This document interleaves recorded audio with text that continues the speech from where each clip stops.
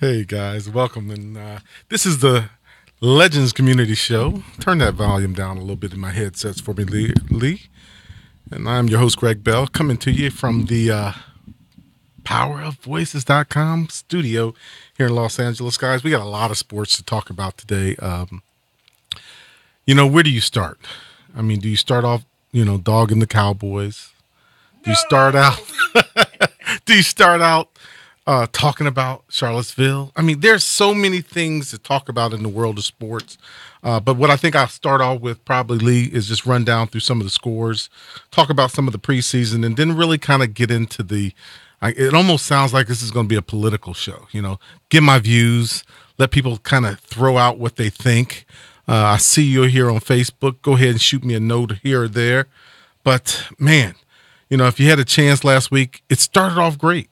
The week started off great. Now, I will tell you this. I love football. It's one of the greatest gifts I think God's ever given man here on earth, the game of football. But you can overdo it. And I think, if you look at the scheduling of this summer, man, they got games on Wednesday, Thursday, Friday, Saturday, and Monday and Sunday. It's like it's so much football, it almost is overkill, especially when we're watching third stringers, guys who are hoping to just get a little bit of playing time so they can get some film on themselves, so they can possibly market themselves to another team, because most of these teams are already set. But, man, it was a lot of really good football on, and there was also a lot of bad football. The Chargers, of course, they're trying to figure out what the hell's going on there as they get their behinds whipped. I mean, it's one thing to say you played, but the Chargers didn't even play, 48-17. And, oh, boy, I heard all kind of nightmare stories about the parking, about the bleachers, and paying $200 to sit on a metal bench, no backs to the seats. Guys, this is a soccer stadium. If you've never been to a soccer stadium in Europe, they don't do a lot of back seats. There's a lot of benches, a lot of men, a lot of drinking, and a lot of craziness going on in soccer stadiums. Of course, here in the United States, we're not kind of that wild about it, but still, if you really want a quality stadium, I guess you should have went to, the Rose Bowl and played there. Or you should have maybe thought about building a stadium in San Diego and staying put right where you were at the beginning. But the Chargers, from a playing standpoint, looked about as good as they finished the season last year. As I said, Seattle beat them 48-17 in what was not even a game. And mind you, these weren't even the starters for Seattle. And, Phillip Rivers didn't really play. And it was just a bad football. I mean, this is the way you start yourself out in Los Angeles as the new Los Angeles Chargers. It's going to be a long day for you guys just as well. And then, of course, I mean, I'm going to talk about the Rams, but I'm going to hold off on that because it was bad football as well. What I saw, like 7 or 8 turnovers. And you learn in elementary that you can't turn the ball over if you want to win. And in the Rams scenario, both teams just didn't do anything.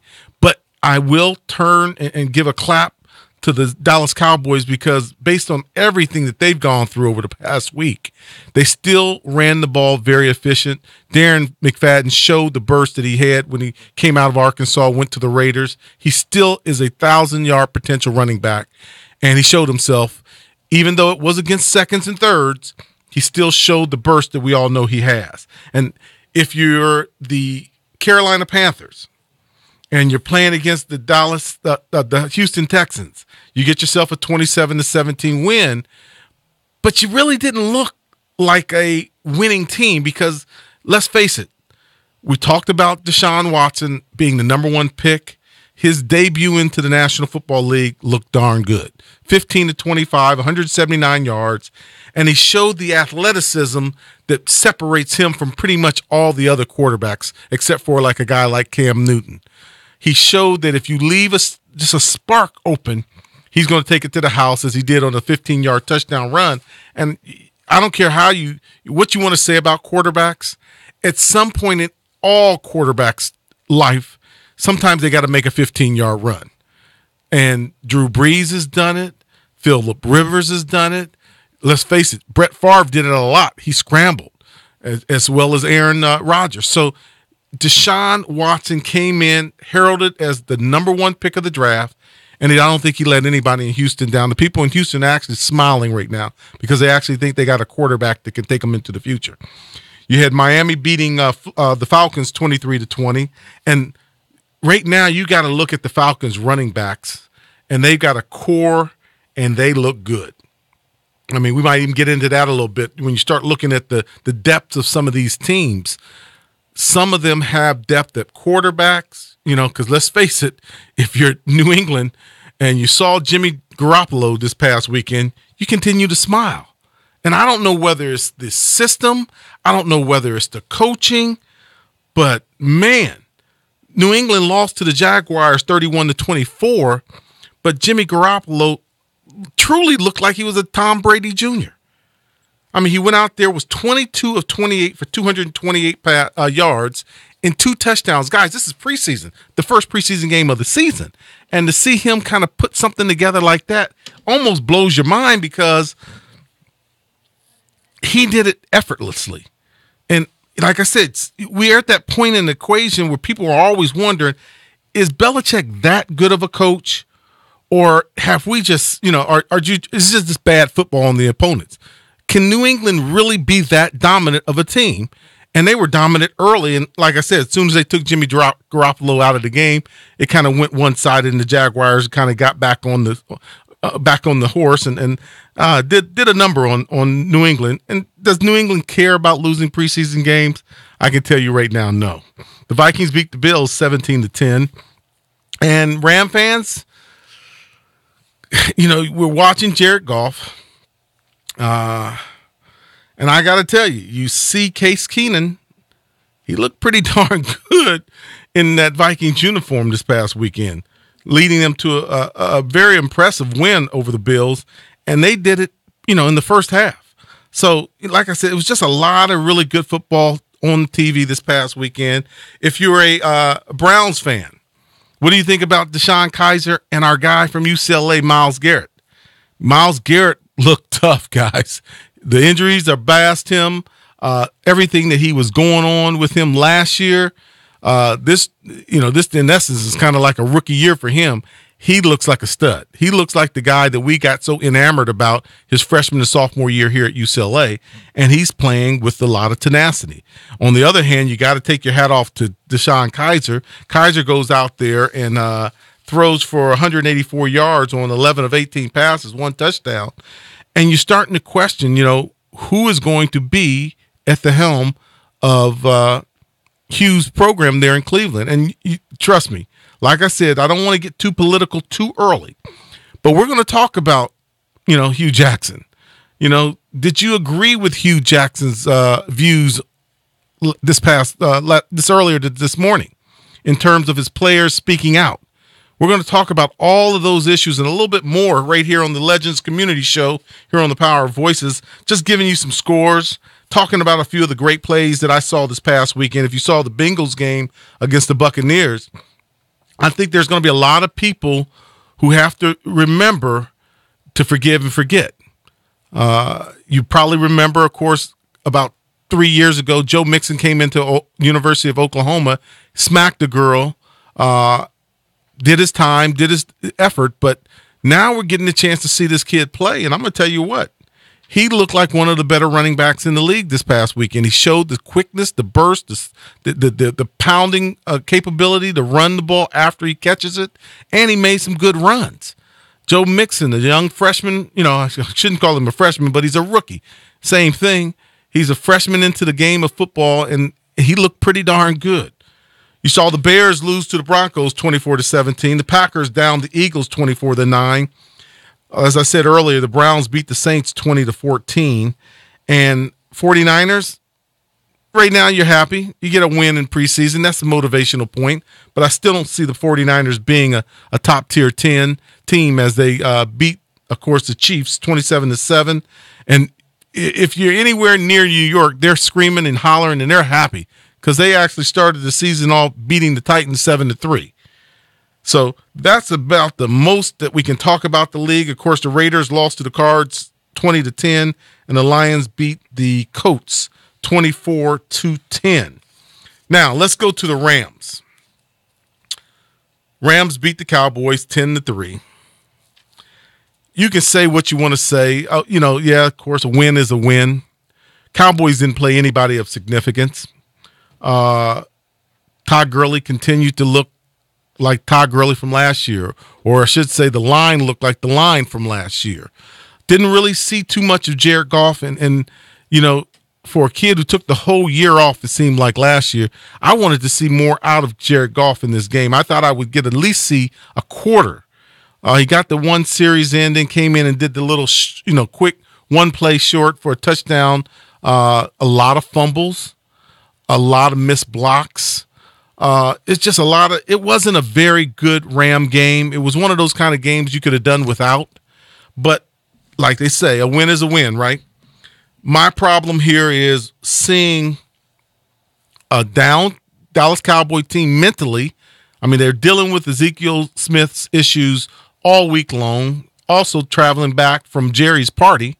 And let's face it, $10 million party, you're going to have some partying, a lot of liquor throwing. You got to think that team they had a hell of a hangover. But they come out, don't make a very good showing. But I'm telling you, if you watch that first quarter, that's really what you needed to watch. Their line continued to dominate the Rams' defensive front line. Tells me that Aaron Donald, I got to get this guy back in. Their number ones seem to manhandle our number ones. And when I say they manhandled, I don't mean they just destroyed them. I just basically mean their offensive line moved ours back. We weren't able to penetrate their offensive line, and that's something that the Rams with Aaron Donald does. So, people are upset that Aaron Donald's not in camp right now. He's holding out. He's got 2 years left on his deal. Guys, don't get mad at Aaron Donald. I hate to say I'm all 100% on Aaron Donald's side because I've been in his position before. And you can only get the money out of these owners and out of these teams when you're hot. I'm just telling you. If you're not hot, you're not going to be able to do what Aaron Donald's doing here. And he doesn't care about the daily fines because that's going to be absorbed and waived. If they were to even remotely think that they're going to keep those fines on him, they wouldn't be trying to renegotiate a new deal. But Aaron Donald's trying to get this new deal done. It's very important to the Rams that deal gets done and gets done pretty soon. He's one of those leagues we can't go throughout the summer without having him in there playing for the Rams right now. And then, of course, we got to talk about the Cowboys. Of course, you're listening to the Legends Community Show right here on thepowervoices.com. I'm your host, Greg Bell. Guys, let's talk about Ezekiel Elliott. Now, so many people are going to, give you the pros and the cons. I'm going to just give you my impression. I'm going to give you my views. Hopefully, they're not too negative, and that some of them, they're supportive. The one thing I do have an issue with, and I don't have an issue directly with Roger Goodell, and I say this for two reasons, guys. Roger Goodell doesn't have to take all the blame. There are 32 owners that he answers to. So he's just really the voice of those 32 owners. Don't think that Roger Goodell is going in and telling the owners, this is what we're going to do. They're telling him, this is what we want to see done. And yeah, people are going to talk about Jerry being upset. They know that money's more important than, some guy who's going out doing something negative. If he's ruining their money, they'll do without him. Trust me, they will do without him. There have been some great players in this league that have done some just idiotic things, and the league continues to roll on. Think about it. We continue to do the things that we continue to do, and this league continues to prosper. So we got Ezekiel Elliott. He gets a 6-game suspension. Is it going to be reduced? More than likely. But here's the problem that I have with them coming down with the 6-game punishment. He didn't do anything legally wrong.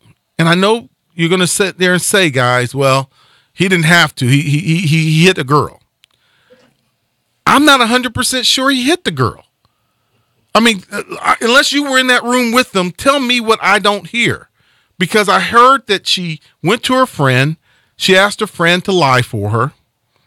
And once you tell me something like that, I got to stop and take about 5 steps back and go, okay, what's real and what's what am I getting that's a lie right now? Is the whole thing a lie, or did we only take 10% of it's a lie? I mean, what part is the truth and one part is the lie?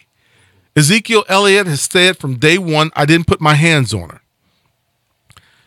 I can tell you from past experiences, guys, not personally mine, but from close friends that have gone both ways, where they actually put their hands on it. And I know some that didn't put their hands on it and they got punished as if they did. Now, I don't want to be the person to say that I'm the judge, the jury, and the executioner like the NFL is doing in essence by being the czar of the NFL. If they feel you did something negative towards the Shield, they're punishing guys, whether they're criminal or non-criminal.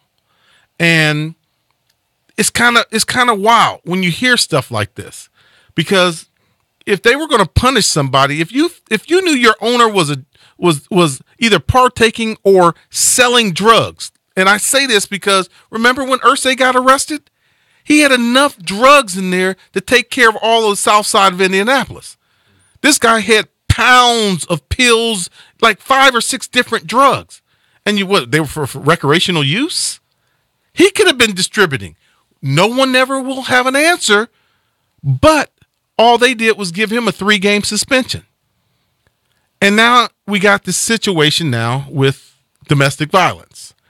And I'm not here to be a naysayer, and I'm not here to be that person who says it didn't happen or it could have happened, or I'm here to say I don't know what happened. And that's the truth of the matter. That's all we have right now today, is we're not truly sure what actually occurred. He has a story, she has a story, but on top of her story, she's already admitted to lying.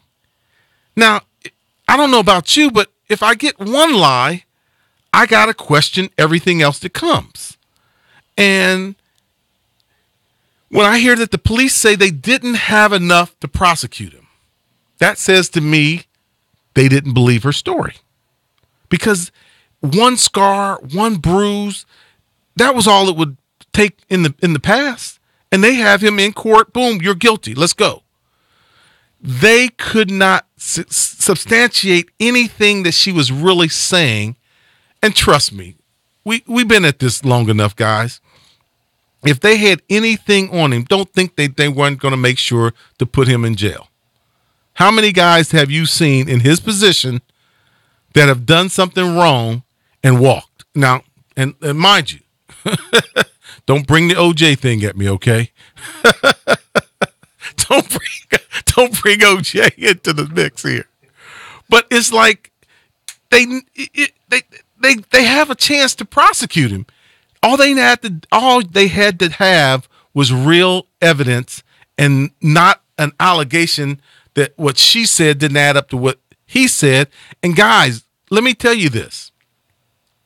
When the law goes after you, they are going to prosecute you if they have a chance, because the one thing they don't want is domestic violence. I mean, that's about as obvious can be. They did not have enough evidence to prosecute Ezekiel Elliott. So now I get Roger Goodell coming down with a 6-game suspension. And I'm like, man, a 6-game suspension. Not only did he walk out of jail free, not only did they give him his bond money back, but they basically said, we don't have enough to prosecute him. We don't see the evidence. But now the NFL, and I don't know who the NFL has that's doing the investigation, but he's got to have, eyes behind the back of his head. He's got eyes in rooms. He's got eyes in hotel.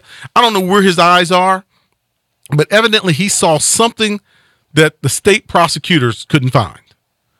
And he told Roger, this kid needs to be suspended. Okay, so here we are now, 6-game suspension. Jerry Jones is lividly pissed off.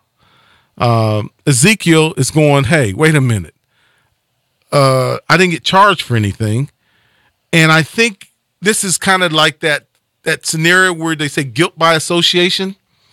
His is guilt by public demonstration. Let's call it what it is. After he gets these charges against him, they see him at spring break and he pulls a girl's top down on the stage and exposed herself. Amazing Allah. She laughed it off and said, no big deal. And then, of course, he's in his sports car and he's driving 100 miles an hour down the Dallas freeway. Okay, that's an everyday crime. There are a lot of people who drive 100 miles an hour. Let's face it. So all of a sudden now, he's guilt by association or guilt by public demonstration. That's my new words. Guilt by public demonstration. And they punished him for 6 games. And I'll be honest, it's one of those things where what does the union stand for if they can't protect their members? This is one of those things where DeMarcus Smith should be at Rodgers' office saying, hey, you're not the police. What did you find in your investigation? But here I heard nothing from our quality union, NFLPA. They haven't done anything but give money back to the owners, haven't provided any real great service that I can tell you about. And I was a member, and I remember when I stopped paying my dues because it just wasn't worth it. But here we are again with the NFLPA doing nothing. And if I'm Ezekiel Elliott, I take my rights back from them. I tell them they can't use my stuff, because I need somebody who's going to work on my behalf. He gets a 6-game suspension. And honestly, there shouldn't even be an appeal process to this.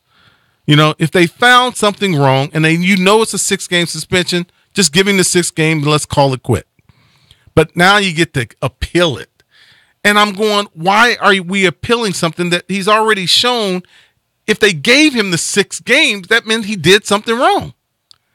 So here we go with this appeal process, whether they're going to drop it down to 4 or 3 or whatever. What's the purpose of giving him a judgment if you're going to cut it back 2 weeks later? It makes no sense whatsoever.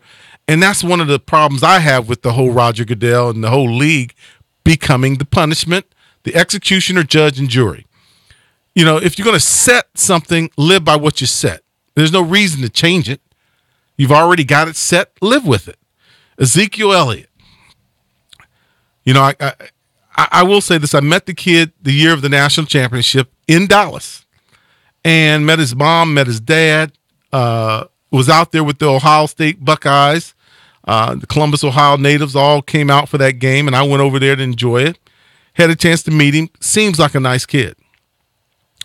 Does he have some celebrity issues? Guys, his issues no different than Michael Irvin's, Emmitt Smith, Tony Dorsett, Ron Springs, Calvin Sweeney. I mean, I can go through a list of Cowboys that have had issues living in Dallas.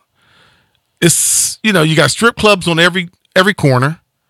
You got, liquor bars everywhere. I mean, it's saloons everywhere. I mean, look, come on now. This is Dallas, Texas we're talking about, as well as Houston. Their strip joints are on every single corner. So guys kind of get a little outlandish. They think everything is available. Everything is fun. Does he have to do some growing up? Of course. Guess what? Any 21-year-old kid in the National Football League with a bank of about $7 million, he's got to do some growing up too. I don't care if he's a broker. There's stockbrokers that do worse things than this. But like I was saying to you, this is where the NFL czarness kind of takes over. Guys, you're listening to the Greg Bell. I'm here on the Legends Community Show. We're talking football, a lot of football because it is that time of the year. Talking about Ezekiel Elliott. Do you think he deserves a 6-game suspension?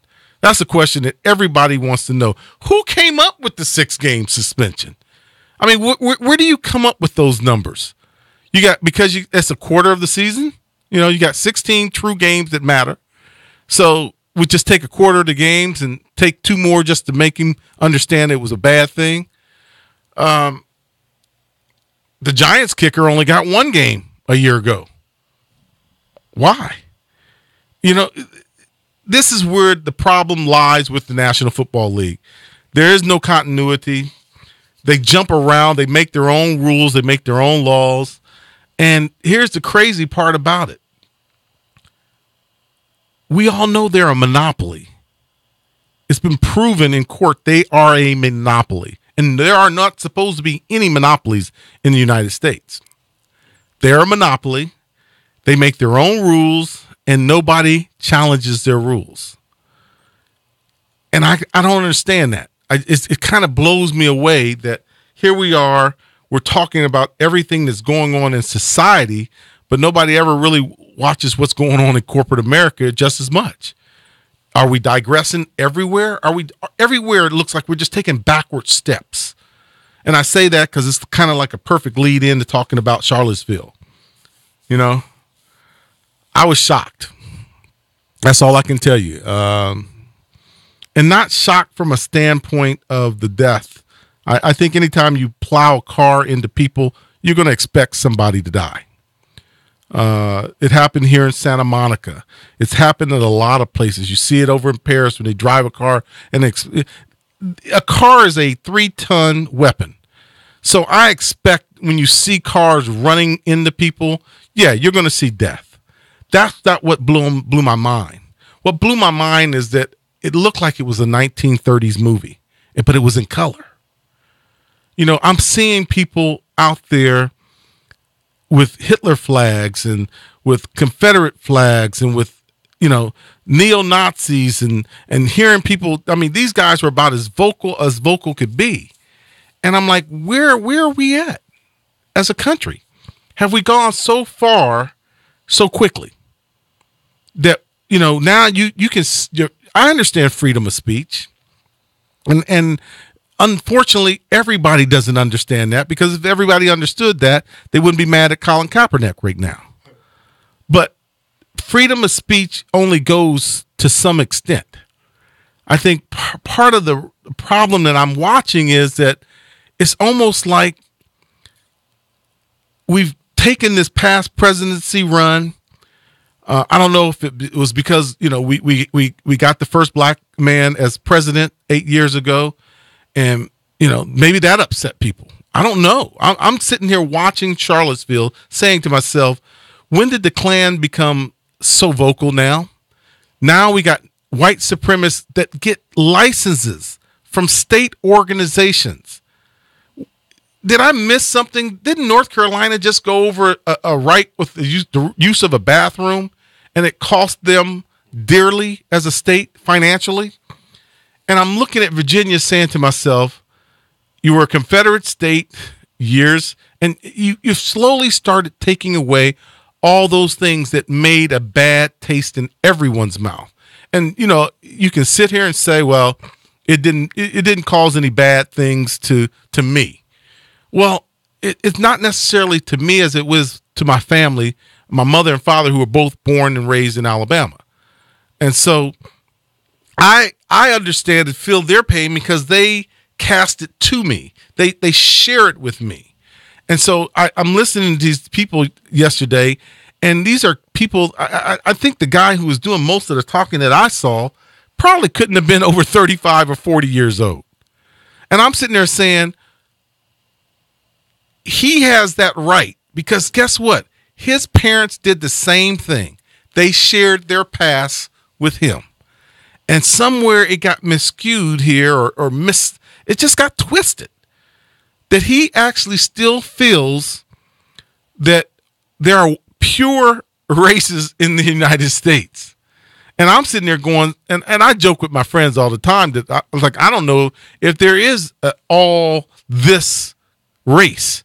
Because as the further we go back, and I go back, and I tell you what, it was just funny because I'm 55 years old, and I never met my grandfather, never met him. And at 53 years old, I saw a picture of my grandfather for the first time in my life, my dad's father. And when I looked at him, and I looked at my dad, and I said to my dad, man, how did we get so dark and he's so light? and it's like, you know, so many people have done so many things, but here this guy walks like he's telling people how he wants to exercise and kill all Jews, send Jews back. And I'm going, you know, what's wrong with this picture? We're here in the United States, and we actually had somebody say we need to get rid of Jews, get rid of blacks, get rid of basically immigrants. And I looked at him and said, this guy's probably Irish, born, his parents were born in Ireland. And he's an immigrant more than anybody, but he's out here talking about getting rid of immigrants. And it just blew my mind because we're killing, and I don't want to say it, we're slowly banishing. I don't want to say the word kill, but we're banishing Colin Kaepernick for freedom of speech. And here in society, we can't even disallow or don't grant a license to a white supremacist group that you know before you gave them that license that this was going to occur. You know there were going to be protesters that said, we don't want you here. And the craziest part about it is, I think on television, I probably saw maybe one or two blacks. It wasn't the blacks saying that they didn't want them there. It was the whites from Virginia and the University of Virginia saying, we don't want you on this campus. And it brought back to me, who's in control here? Are we that crazy to put, what congressman, what senator, who in Virginia would give them a license?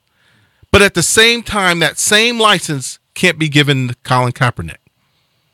You know, I'm going to keep it on sports, guys. This is the Legends Community Show. I'm your host, Greg Bell. I'm not going to say I'm teary-eyed because, guys, if you give a license to a white supremacist group and they tell you we hate Jews, we hate blacks, we hate Hispanics, we hate immigrants, what did you think was going to occur after you gave them the license and told them they have an opportunity for free speech? What was their government thinking? I mean, who do we hold accountable from that sense? And then to have the nerve, I mean, it blew my mind. They had the nerve to say, oh, we see this is a bad idea. In the middle of the rally, oh, we're going to suspend everything. Okay, you already gave them the license. What are you suspending it for now? And then you try and move them to another area? It was just like, who is running the state of Virginia? And whoever it is, y'all need to fire him. And then on top of it, you have this organization that wants to speak their mind freely. And guess what they keep saying? We have the First Amendment right for freedom of speech. And I keep going back and I go, how is it that they can get freedom of speech, but we're ostracizing, we're banishing Colin Kaepernick for that same speech? He basically wanted to stand up and say, this isn't right. And I'm not going to continue to praise something that I don't think is right. And now all of a sudden he says it and takes a knee. And he didn't do it negatively. He didn't do it to be broadcast to the world, because remember, they let everybody know we're coming. Colin Kaepernick just took it softly, and just so happens, blew my mind, just so happens that a camera spun over and saw him taking a knee. And they were like, what's he doing? And it blows my mind because what happened this past week? Michael Bennett basically said, I'm going to sit during the national anthem. But more importantly for Raider fans, Marshawn Lynch.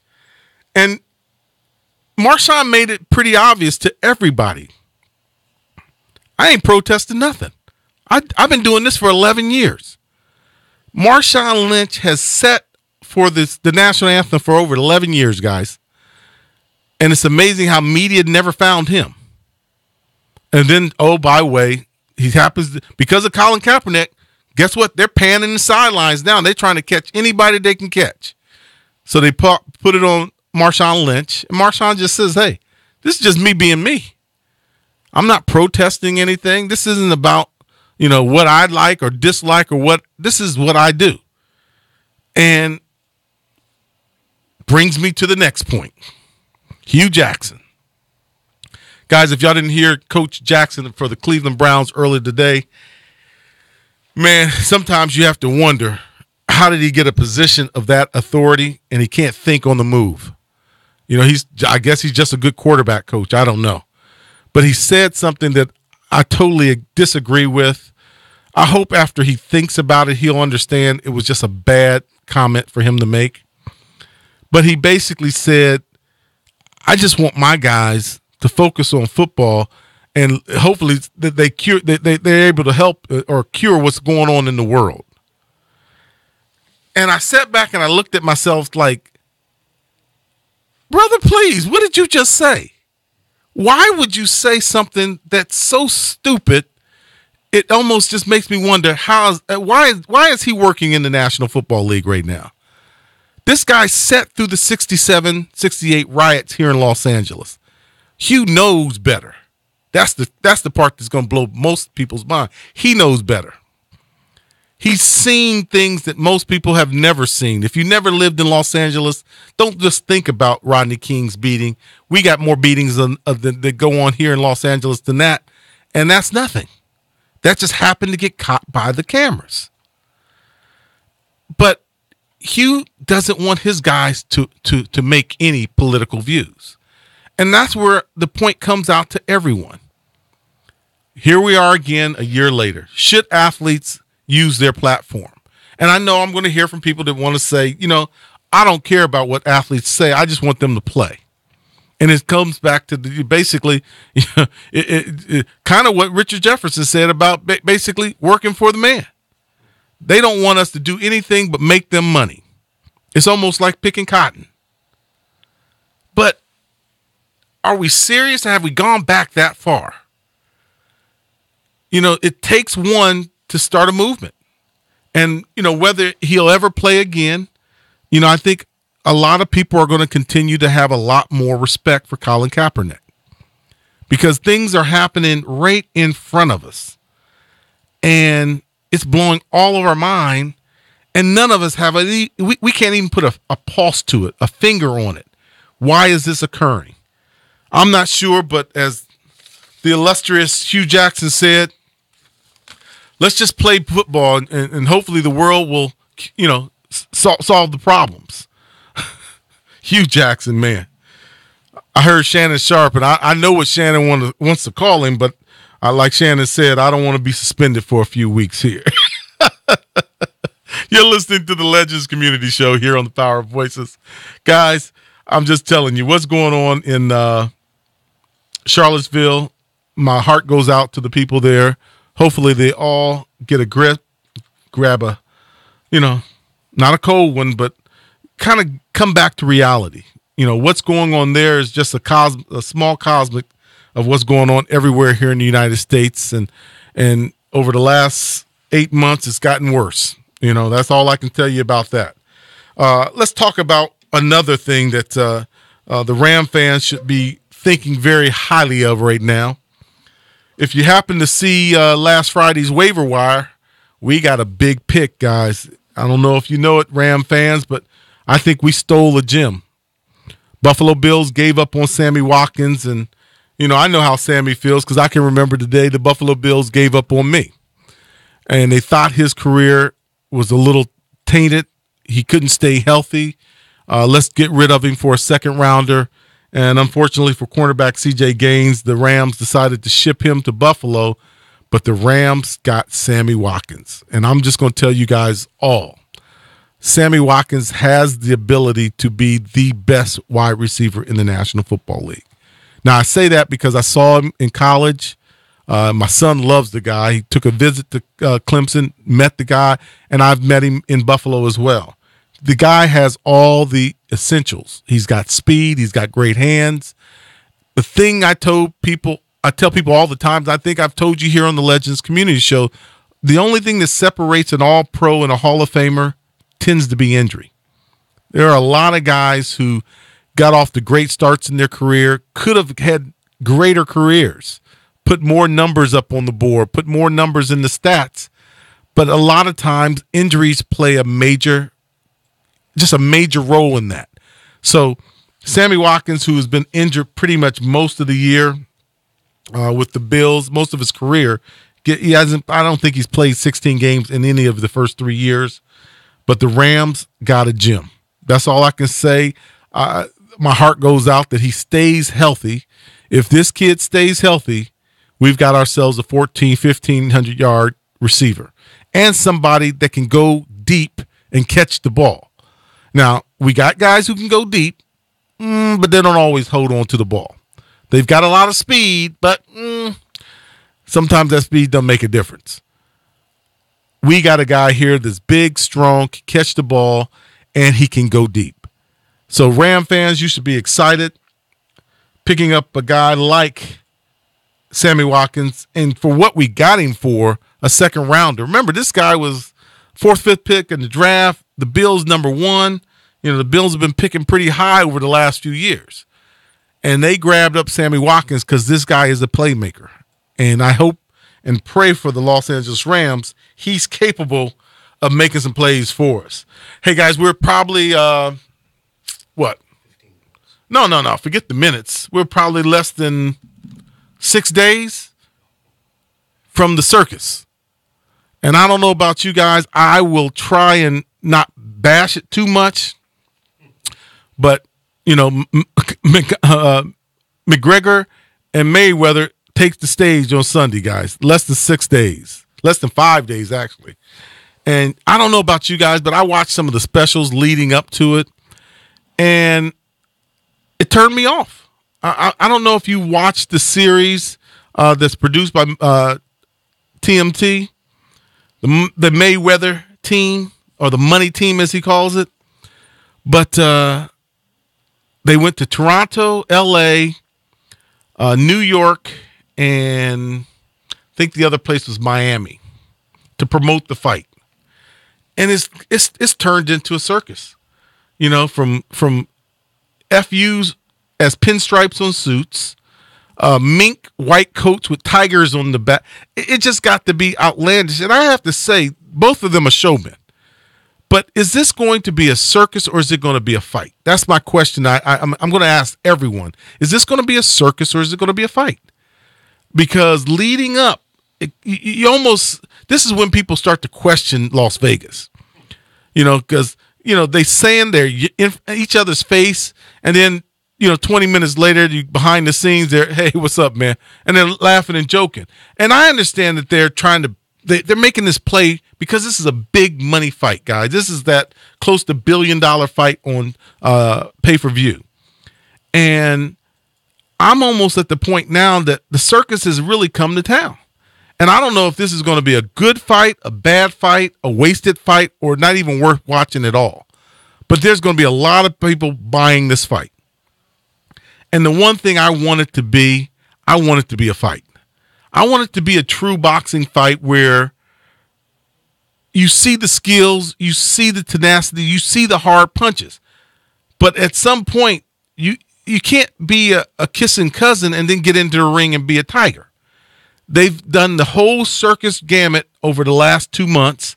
I hope that, Floyd goes in and protects his 49-0 record.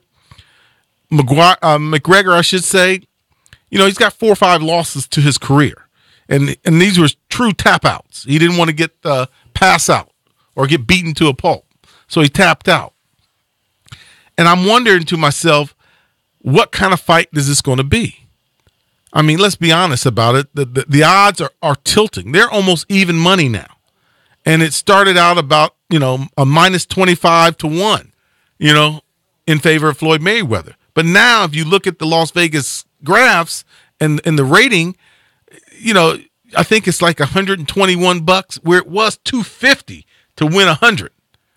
Now it's like $125 to win 100 if you're taking McGregor, and you got to put up like $200 to win 100 with Mayweather.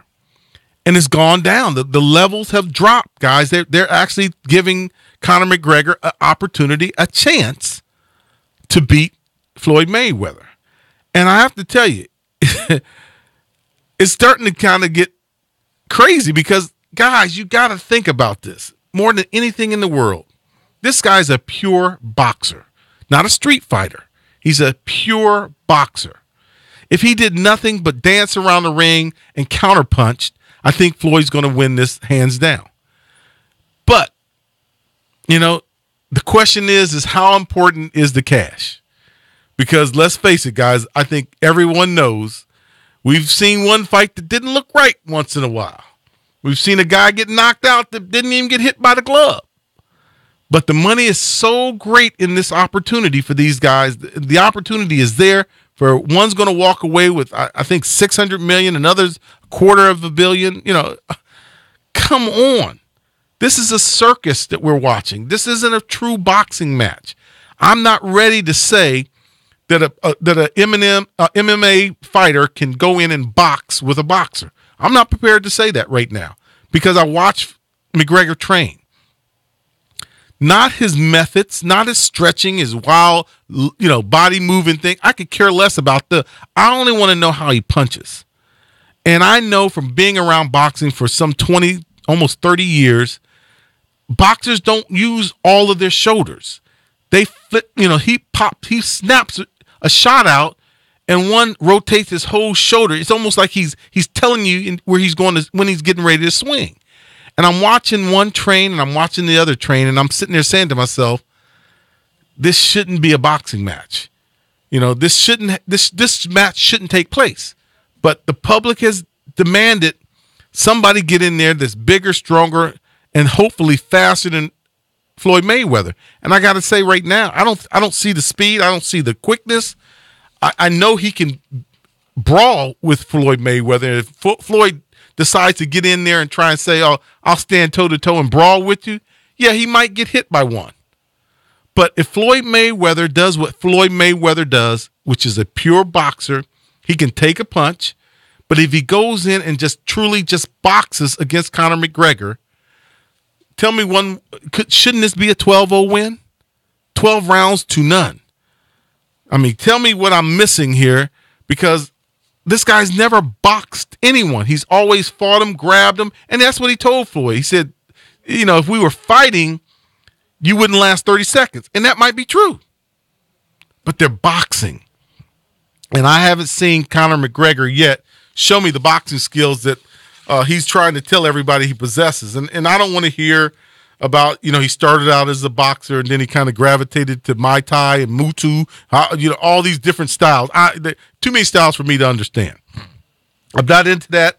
I don't really like the look of the guys when they come out of there bloody. It's almost savage fighting. You can, that's that Kimbo thing. You go on the street. You don't need no gloves and stuff. Just get on the street and do what you got to do. But that's not boxing. Boxing is an art.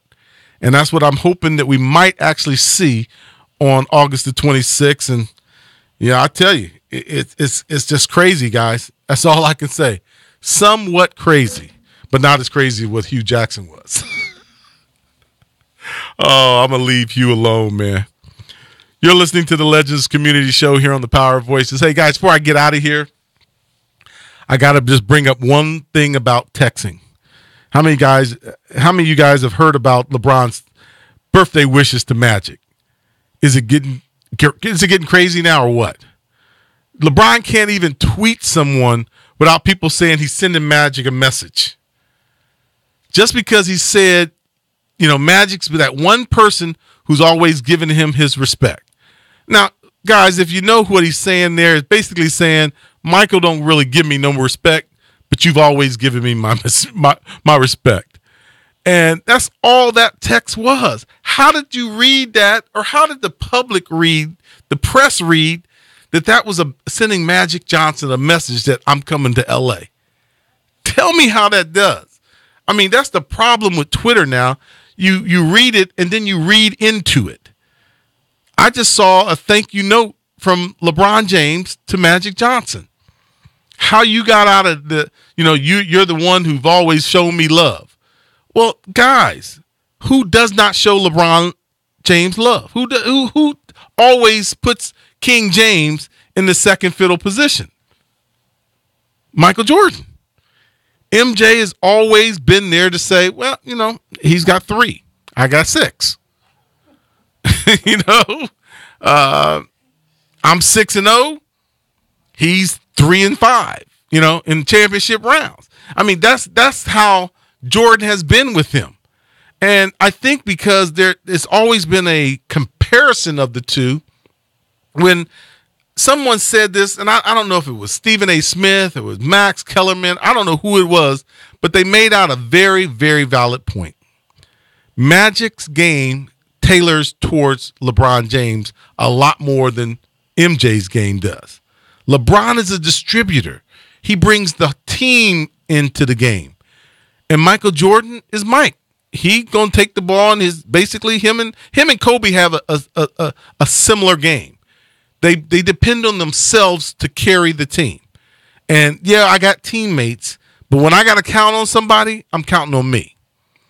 And that's not a LeBron James. And that's one of the things that separates LeBron from so many of the great players that have come around. He tries to make everyone better and bring everybody into the game. Like Magic, let's face it, Magic wasn't a great scorer when he came to the Lakers. I mean, he came out of college being a double-double guy. I think Magic probably averaged more assists than he did points when he was at Michigan State. But he was a born leader. He was able to bring everybody into the fold, and that was something that they needed. And that's the same thing with LeBron James. They needed a ball leader who could bring everybody into the fold. And I don't see anything wrong with what LeBron did. I haven't seen anything this year. I mean, he tweeted, I think it was a week ago, somebody tweeted him about playing ball. He said, "Hey, when I get home in LA, we'll hit the courts and we'll shoot some hoops." And they backsmacked and gangster smacked him, saying, "Hey, Cleveland is your home. How you gonna say?" Well, you know what, guys? I hate to tell you this. Wherever I own a home, that's my home. So when I'm in LA, I'm at home. When I'm in Cleveland, I'm at home. LeBron's like, when I'm in Miami, I'm at home. So I never really get all the ins and outs of these tweets. I'm not a big Twitter guy.